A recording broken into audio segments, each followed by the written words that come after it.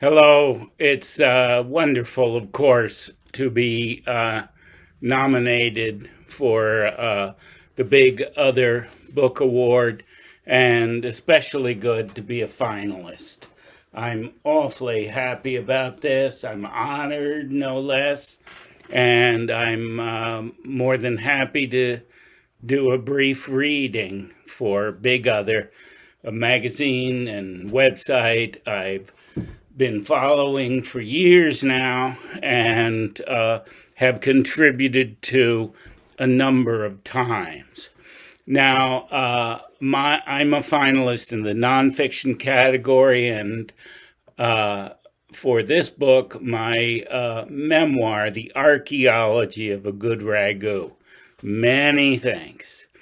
The memoir has many subjects, many concerns, many stories. But given the nature of what we're doing here, I'm just going to read from the beginning. That will work best for a short introduction to the book. The stories are spread out sometimes over hundreds of pages. I will read then from the start, The Archaeology of a Good Ragu. This introductory section, of which I'll only read a part, is titled Molofach. Molofach, and you will find out very quickly what it means. Mo, the Neapolitan now. Mo, a grunt, a moo, brought up from the middle of the chest with a thrust of the bottom lip. An extreme contraction, a mouthy shrug wrung out of al momento, at this moment. Mo, they say, whatever the moment. Could be morning as you considered taking mass. Could be midday, the bikes at full roar in the streets, and here's one bearing down, close, close, with two cold-eyed young toughs on the banana seat. It could be evening, echoing with the clack of a woman in heels, a miracle when you consider the cobblestone and you look around. Where is she? Where's that intoxicating sachet? Now could be any of these. You hear a special emphasis in the expression molofach, roughly, I'm on it. Molofach, the last syllable a diminishing drawl.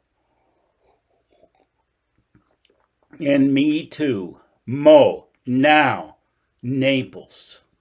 This hub of a Janus-faced siren to dream up an incongruous creature, bicultural, both Roman god and Greek monster. This city that triggers Baroque aspiration yet burns away infernally all hope. Incongruous as the creature may be, to me it remains one thing always. To me, it's the locus of renewal.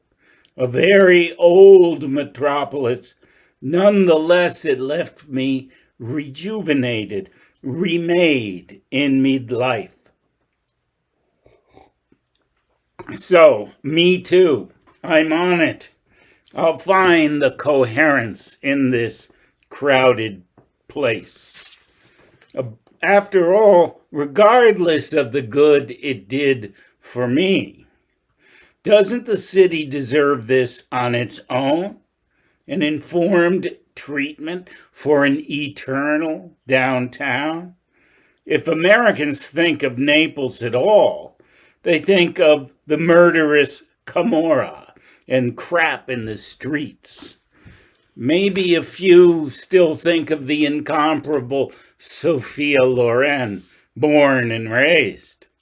They think of renewal Hollywood style, one of those stories in which Loren restores the soul of some uptight Anglo, say Jack Lemmon, lucky guy.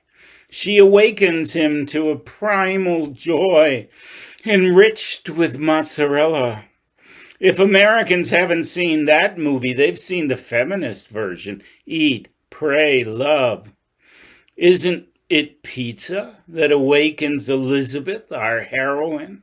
Pizza in Naples? These days, any self-respecting foodie will seek out the same. A margarita, the true pie, with its blistered crust and cooked whole leaves of basil. Those burnt green wrinkles amid the sauce and cheese can suggest a wilting old man's face. In my mind's eye, that face isn't my own, not yet. Rather, it's my father's, withered by his first heart attack. The final crisis came young for this day and age. Pop broke down despite reaching in his adopted country a level of comfort far above the one to which he'd been born. Away from home, he'd found the good life, and yet during his final years, I reconnected with his native city. Naples drew me back again and again, more deeply each time. I'd made previous visits, but now I arrived nel mezzo del cammin. My father's sick and dying, my marriage, more of the same, and always the wrong fit for the job. At loose ends, would you say?